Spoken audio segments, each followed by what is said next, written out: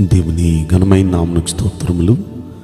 ఈ వాగ్దానం వింటున్న మీకందరికీ మన ప్రభువును ప్రియరక్షకుడైన యేసుక్రీస్తు నామములో శుభములు, మా హృదయపూర్వకమైన వందనములు తెలియచేస్తున్నాం. ఈరోజు దేవుని వాగ్దానం యెషయా గ్రంథం 41వ అధ్యాయము 13వ వచనం. నీ దేవుడనైన యెహోవానగు నేనే, భయపడకుము, నేను నీకు సహాయము చేసేదనని చెప్పుచు నీ కుడి చేతిని పట్టుకొనుచున్నాను. ఈ మంచి వాగ్దానం మన మంచి దేవుడు మనందరి పట్ల నెరవేర్చునుగాక. ఆమేన్. ప్రియ దైవ జనాంగమా, ఇజ్రాయేలుతో దేవుడిస్తున్న చక్కని వాగ్దానం అండి.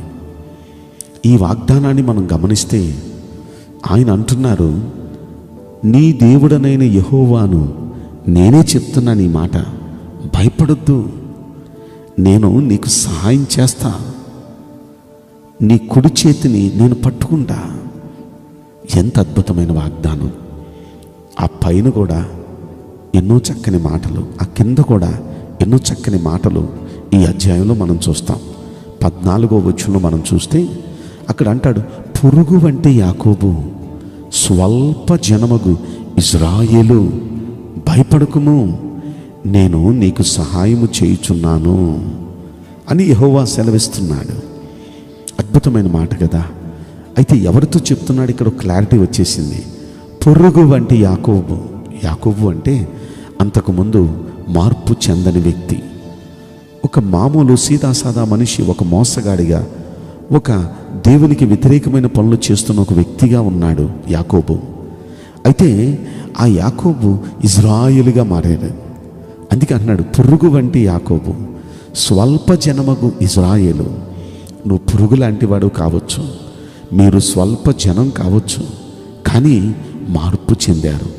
ఇంతకుముందు మోసపూరితమైన జీవితం, ఇంతకుముందు అబద్ధపు జీవితం, కానీ ఇప్పుడు యథార్థవంతులుగా మారారు, మార్పు చెంది ఇజ్రాయేలుగా మారారు.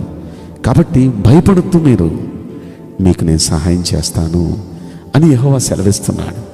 ఈ రోజున ఈ వాగ్దానం ఎవరికంటే, ఎవరెవరైతే మార్పు చెంది మాకు ఈ లోకంలో ఉన్న ఈ మోసపు జీవితం, ఈ అబద్ధపు జీవితం, ఈ విధమైన జీవితం ఇక మేము జీవించాం, ఇక నుండి యథార్థంగా బ్రతుకుతాం, ఇక నుండి దేవునికి ఇష్టంగా బ్రతుకుతాం, మంచిగా బ్రతుకుతాం అంటూ తీర్మానం చేసుకొని మార్పు చెంది ఉన్నారో వారికి ఏ విధమైన పరిస్థితి ఉన్నా సరే భయపడాల్సిన అవసరం లేదు. మీరెంత స్వల్పమైన వారైనా, ఎంత అల్పమైన వారైనా, ఎంత ఆర్థికంగా తక్కువ పరిస్థితుల్లో ఉన్నవారైనా మీరు భయపడాల్సిన అవసరం లేదు. ఎందుకంటే దేవుడైన యెహోవా మీతో చెప్తున్నారు, మీకు ఆయన సహాయం చేస్తానని. ఇంకా పైన ఒక మాట మనం పరిశీలిస్తే 10వ వచనంలో ఆయన కొన్ని మాట అంటాడు, భయపడొద్దు, నేను నీకు తోడై ఉన్నాను, దిగులు పడొద్దు, నేను నీ దేవుడినై ఉన్నాను. చూడండి, భయపడొద్దు అంటున్నాడు. ఎందుకంటే నేను నీకు తోడుగా ఉన్నానుగా, భయపడొద్దు. ఎప్పుడైతే మనం మార్పు చెందామో, మార్పు చెందిన వ్యక్తులకు ఆయన తోడుగా ఉండే దేవుడు కనుక భయపడాల్సిన అవసరం లేదు, దేనికి దిగులు పడాల్సిన అవసరం లేదు. ఎందుకంటే మనకు ఆయన దేవుడిగా ఉన్నాడు. ఆయన దేవుడిగా ఉంటే దేనికి మనం దిగులు పడక్కర్లేదు. అప్పుల గురించి కానీ, ఆర్థిక ఇబ్బందుల గురించి కానీ, వ్యాపారం లేదు అని కానీ, ఉద్యోగం సరైనది లేదు అని కానీ, ఇక దేనికి మనం భయపడక్కర్లేదు, దిగులు పడక్కర్లేదు. ఆయన మనకు తోడుగా ఉన్నాడు, ఆయన మనకు దేవుడిగా ఉన్నాడు. ఏదొచ్చినా ఆయనే చేసుకుంటారు. ఆయన అంటున్నారు, నిన్ను బలపరుస్తాను, నీకు సహాయం చేయవాడును నేనే, నీతి అను నా దక్షిణ హస్తంతో నిన్ను ఆదుకుంటాను అంటున్నారు. మనల్ని ఆయన ఆదుకుంటాను అన్నప్పుడు మనం ఎందుకు భయపడాలండి? మనం ఎందుకు దిగులు పడాలండి? నిజంగా అక్షరాల ఈ మాట మన పట్ల నెరవేరాలంటే మనం మార్పు చెందిన వ్యక్తులుగా ఉండాలి. మనం ఇంతకుముందు గత చరిత్ర మారాలి.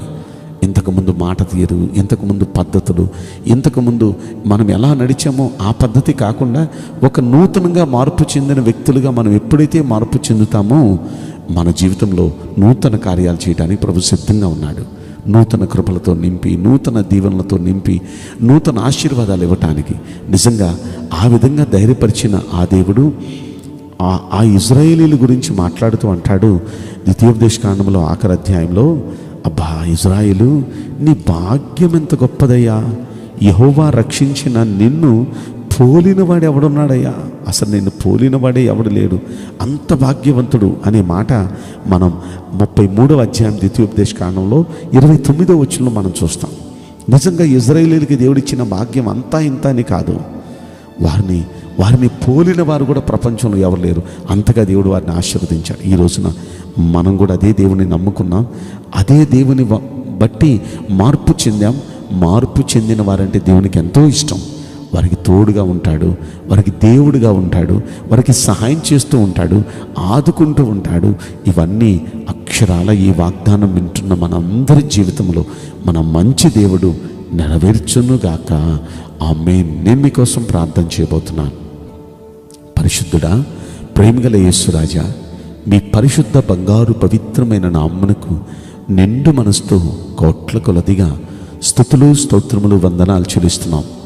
ఈ వాగ్దానం వింటున్న ప్రియుల జీవితంలో దయచేసి ఈ వాగ్దానం నెరవేర్చి కృప చూపించండి అయ్యా. భయపడొద్దు అని మీరు చెప్తున్నారు, ఎందుకంటే మీరు మాకు తోడుగా ఉంటానంటున్నారు. దిగులు పడొద్దు అని చెప్తున్నారు, ఎందుకంటే నేను నీకు దేవుడిగా ఉంటానని. నిన్ను బలపరుస్తాను, నీకు సహాయం చేస్తాను, నీతి అనే నా దక్షిణ హస్తంతో నిన్ను ఆదుకుంటాను. ఎన్ని చక్కని మాటలు మీరు చెప్తూ మమ్మల్ని బలపరుస్తున్నారు. ఈ వాగ్దానం వింటున్న ప్రతి ఒక్క బిడ్డ వారి స్థితిగతులు ఏదైనా సరే మీరు తోడున్నారనే ధైర్యంతో, మీరు దేవుడిగా ఆదుకుంటున్నారనే ధైర్యంతో ముందడుగులు వేస్తూ గొప్ప కార్యాలు వారి జీవితంలో పొందినట్లు సహాయం చేయండి. ఇంకా ఒకటి అరా మారాల్సింది ఏమైనా ఉంటే ఆ విషయంలో కూడా వారి పద్ధతులు మార్చుకొని నీకు ఇష్టలుగా బ్రతుకుతూ నీ ద్వారా ఈ గొప్ప ఆదరణ పొందినట్లు మీరే సహాయం చేయమని, ప్రతి ఒక్క బిడ్డ పట్ల ఈ వాగ్దానం దయచేసి మీరు నెరవేర్చమని ఈ కొద్ది మనవులు నజరుడైన యేసుక్రీస్తు ప్రశస్తమైన నామములో మిక్కిలి వినయముతో ప్రార్థించి బ్రతిమలాడి వేడుకుంటున్నాం ప్రియ పరలోకపు తండ్రి. Amen. May God bless you all. Thank you.